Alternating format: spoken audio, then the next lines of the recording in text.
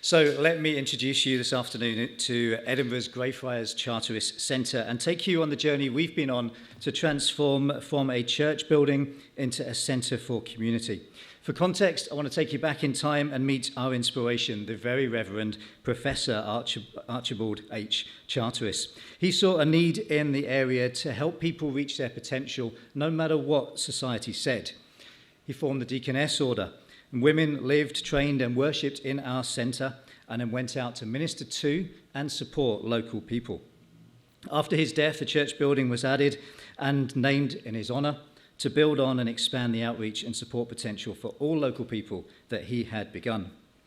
And over the years, as you imagine, the church went through various different unions and renames, and in 1969 became known as Kirkerfield, the name it would keep until its final union when the remaining congregation went over to Greyfriars Kirk in 2013. Greyfriars then saw an opportunity and took time to see if they could do anything with Kirkerfield, including the small amount of groups who used space within there. Gaps in provision were identified, the vision, Proverbs 29, was clarified, and in 2016, the Greyfriars Charteris Centre was born. Its vision to provide a centre for community, offering welcome, inclusion and hospitality to all, with a focus on well-being and enterprise. The centre would then continue and build on the vision of Reverend Charteris and support all local people. Certainly wasn't lacking in space, 3 halls of differing sizes, a meeting room, 7 offices, all to be used by and for local people, but it lacked direction, resources, it looked a bit tired and was ready for an updated vision.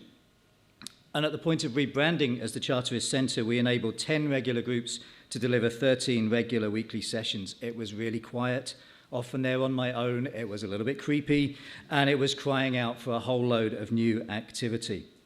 My role then, just to develop a business plan, find and work with a design team, come up with workable and affordable redevelopment options, create a funding strategy, and increase the activity in the centre.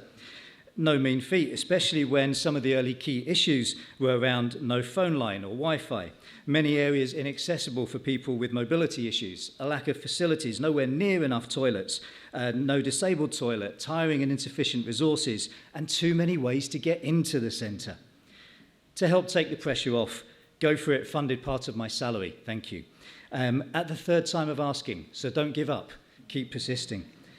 And then not just because of the funding, although that did really help, support began to grow for what we were doing.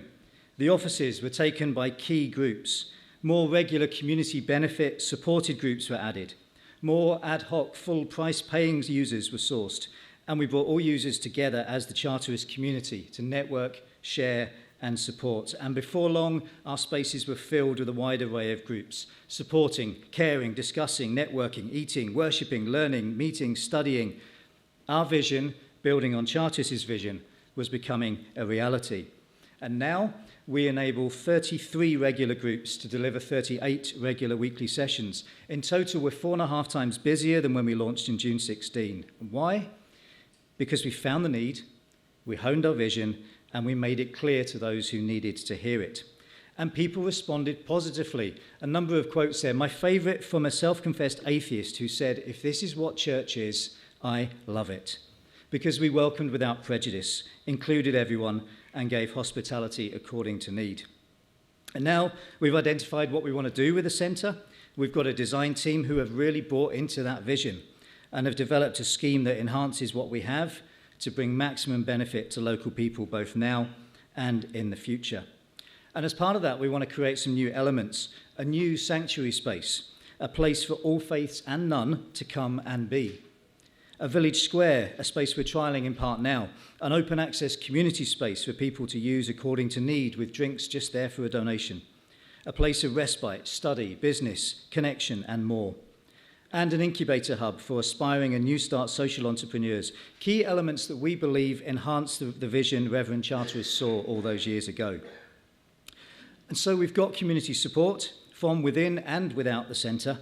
We've got about 2/3 of the funding in place. Planning, time doesn't allow me to get on my soapbox about that one, but our vision is to start our work in the May time of next year.